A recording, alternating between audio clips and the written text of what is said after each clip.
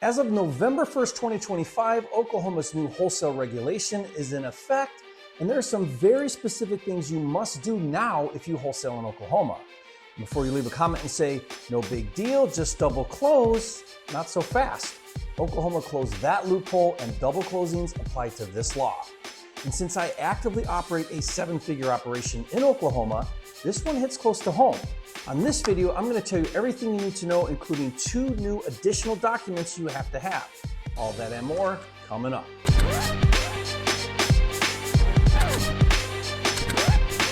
For a limited time, you can get a free copy of Jerry Norton's Wholesaler Contract Pack with all the contracts you need to flip houses without risk. Claim your free copy at wholesalecontracts.com.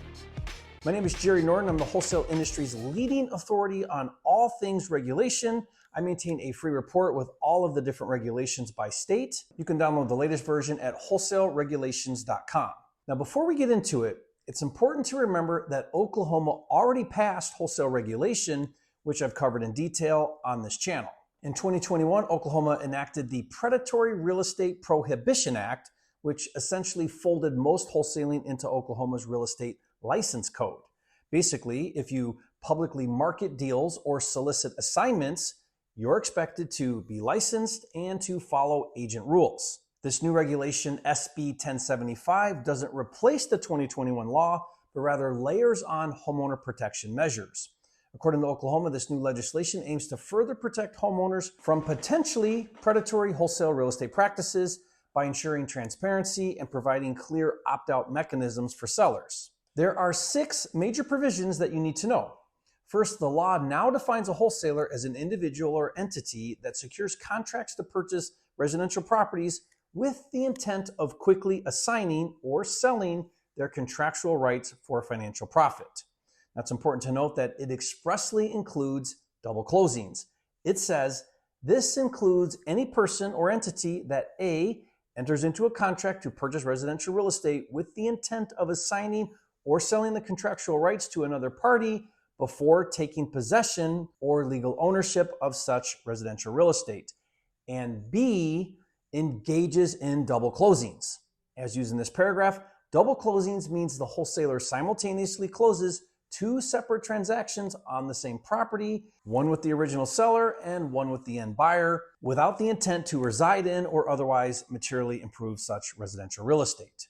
Now, more on that in a minute. The second provision of this law is, as I mentioned, the homeowner can cancel without penalty within 2 business days of execution. The contract must include a prominent formatted statutory notice next to the seller's signature. Now, I'll give the exact Oklahoma Real Estate Commission's cancellation form stated at the end of this video, and I'll tell you how to get that for free. The third provision is a wholesaler cannot act as the homeowner's advisor, representative, or suggest they are unless properly licensed for that role. The wholesaler cannot claim to hold a certification or license they don't have, and the wholesaler cannot place any lien, memorandum, or any other encumbrance in the land records to intentionally cloud title to a property. No more memos. The fourth provision is the wholesaler's contracts must list the wholesaler's name, address, phone, the property address, total consideration, and a complete description of payment or consideration, including any promised services such as move-out assistance or cleaning services. Any earnest money must be held in an Oklahoma escrow account at a federally insured financial institution. So this rules out any banking institutions which do not have a physical location or branch in Oklahoma. The fifth provision, and this is a big one, the wholesaler must provide the seller a mandatory written disclosure before signing the purchase contract. That disclosure must have language that says 3 things. 1, the wholesaler intends to assign or sell the equitable interest for a higher price than offered to the homeowner. 2, the homeowner should seek legal advice before signing. And 3, the homeowner has the right to cancel the contract within 2 business days after signing. By the way, this has to be a separate document before signing the purchase and sale agreement. It can't be buried in your purchase and sale agreement. And like I said, I'll give you the exact document that we use, which has been approved by our title company. I'll stay to the end of this video and I'll tell you how to get that as well. And finally, the 6th provision is if the required disclosures are missing, the contract is invalid and unenforceable by the wholesaler. And if canceled for non-disclosure, the homeowner gets to keep the earnest money.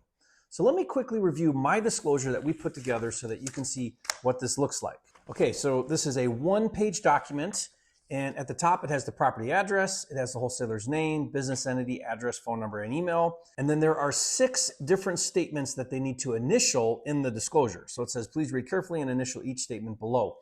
I understand the wholesaler is not representing me as my agent, broker, or fiduciary. Second one, I understand the wholesaler's intent is to enter into an agreement to purchase my property and to sell, assign, or otherwise transfer that agreement or their equitable interest for a profit. Third one, I understand the wholesaler may sell the property or assign the contract to another buyer for a higher price than the price offered to me. The fourth one, I understand I am advised to seek independent legal counsel before signing any agreement related to this transaction. Then the next one, I understand I have the right to cancel the contract no later than 5 p.m. on the second business day following the date of signing a contract. And then the last one, I understand that if I elect to cancel the contract, I must use the official Oklahoma Real Estate Commission cancellation form that was included with this disclosure.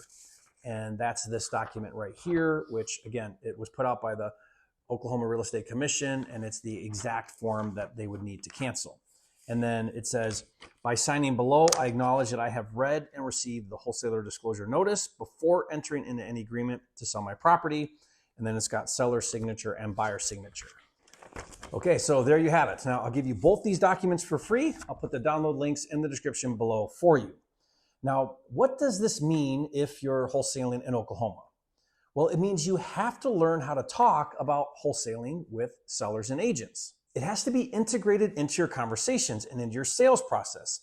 Otherwise, if you just spring the disclosure documents on sellers and agents when it's time to go to contract, you will instantly create mistrust and you'll lose credibility. Now, whether you're in Oklahoma or not, the old way of wholesaling where you don't disclose to sellers that you intend to wholesale their property is long gone.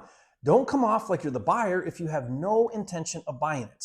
I believe there's a better way to wholesale where you actually explain to the seller exactly what you're doing, even get their permission to do it.